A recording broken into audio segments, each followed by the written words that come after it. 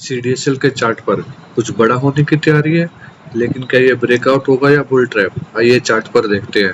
अगर आपके पास सीडीएसएल है तो अगले 2 मिनट आपके लिए बहुत महत्वपूर्ण है। चार्ट कुछ बड़ा संकेत दे रहा है। सीडीएसएल में पैसा बनेगा या फंसेगा? जवाब मिलेगा सिर्फ चार्ट पर, क्योंकि चार्ट ही सच्चाई है।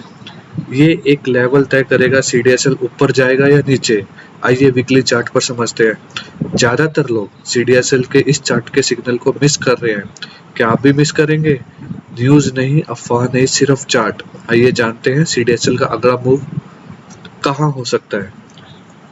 तो दोस्तों, सीधे हम चार्ट के रिव्यू पे चलते हैं और यहाँ पे हम वीकली टाइम फ्रेम सिलेक्ट कर लेते हैं। चार्ट में जैसे हमने वीकली टाइम फ्रेम सिलेक्ट किया, आप देखेंगे कि यहाँ पे चार्ट ने एक ट्रायंगुलर टाइम फ्रेम में ट्रेड किया। ये देखिए, ये एक ट्रायंगुलर टाइम फ्रेम है, ठीक है। ये ट्रायंगुलर टाइम फ्रेम में ट्रेड किया, मतलब यहाँ पे भी बायर्स ने सपोर्ट किया और यहाँ पे भी बायर्स ने एक सपोर्ट मेंटेन किया। ये एक सपोर्ट लेवल है जिसको हमने मार्क कर लिया, ठीक है। जब मार्केट सीडीएसएल ने यहाँ से सपोर्ट लिया और उसके बाद इसने अपना हाई कहाँ पे किया? 1977 पर, ठीक है। 1977 से ये रिट्रेस होके कहाँ पे आया? ये 1977 से रिट्रेस होके ये सीधा 1060 के आसपास आया। 1060 से आसपास इसने सपोर्ट लेके फिर किधर मूव किया? ये यहाँ पे नेक्स्ट मूव इसने कहाँ का दिखाया? ये गया 1791 के आसपास। 1791 के आसपास आने के बाद इसने फिर एक कंसोलिडेशन फॉर्म में चला गया। ये कंसोलिडेशन फॉर्म बोलते हैं इसको, ठीक है, रिट्रेसमेंट। ये कहाँ पे आके इसने सपोर्ट लिया? सेम लेवल पे 1114 के आसपास इसने आके फिर से सपोर्ट लिया। अब एक चीज को ध्यान रखना, अब यहाँ पे आके इसने सपोर्ट मेंटेन किया। ये लेवल एक सपोर्ट हो गया। यहाँ पे बायर्स काफी इंटरेस्टेड है, ठीक है, और काफी अच्छी वॉल्यूम के साथ इंटरेस्टेड है। इस सपोर्ट के साथ साथ इसने क्या किया? सीडीएसएल ने यहाँ पे एक W pattern, weekly time frame में एक डब्ल्यू पैटर्न को भी बनाया है। डब्ल्यू पैटर्न के साथ साथ आप देखेंगे कि ये वाला पॉइंट थोड़ा बड़ा कर दूं। ये देखिए, ये पॉइंट, इस पॉइंट पे क्या इसने एक रिजेक्शन कैंडल बनाई और जो दोबारा रिट्रेस हो गया है, इस कैंडल और इस कैंडल में थोड़ा गैप है।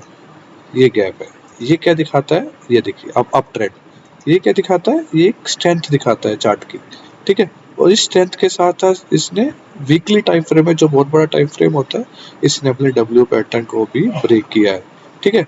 अगर ये डब्ल्यू पैटर्न के ऊपर सस्टेन करता है, ठीक है, यहाँ पे ये सस्टेन करता है, ये देखिए, इट मींस ये एक बहुत बड़ी ताकत है। अगर इसको यहाँ पे सस्टेन करता है तो ये यहाँ तक का टारगेट हमें दिखा सकता है, जो कि 1686 है।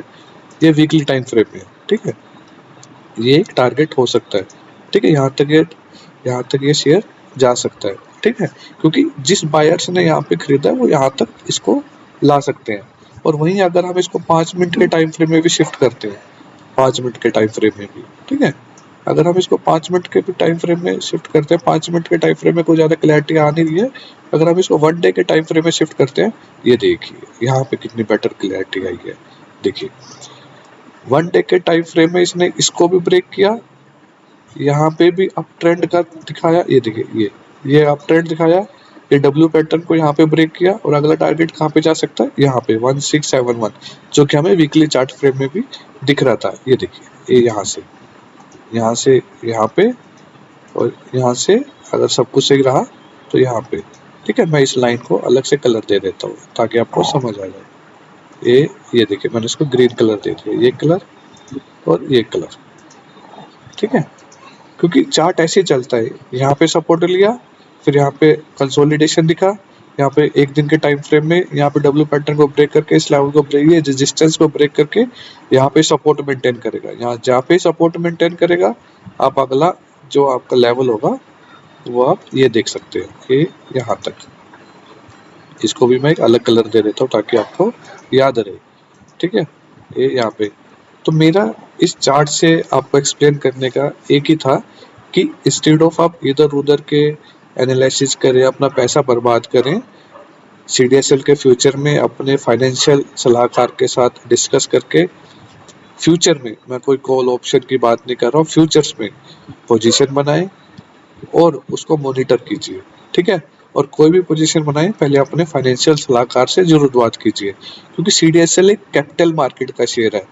आपने देखा ऑटो भी चला, फिर फाइनेंस भी चला, फार्मा भी चला, अब कैपिटल थीम की बारी है। ठीक है। क्यों कैपिटल थीम की बारी है? क्योंकि म्यूचुअल फंड में बहुत सारा पैसा आया है। म्यूचुअल फंड में बहुत सारा पैसा आया है। जब म्यूचुअल फंड में बहुत सारा पैसा आया है, तो जो ये ट्रेजेटरी है, CDSL है, इनके पास पैसा आया है, तो इनकी वैल्यूएशन बढ़ेगी तो डेफिनेटली ये चार्ट मूव दिखाएगा।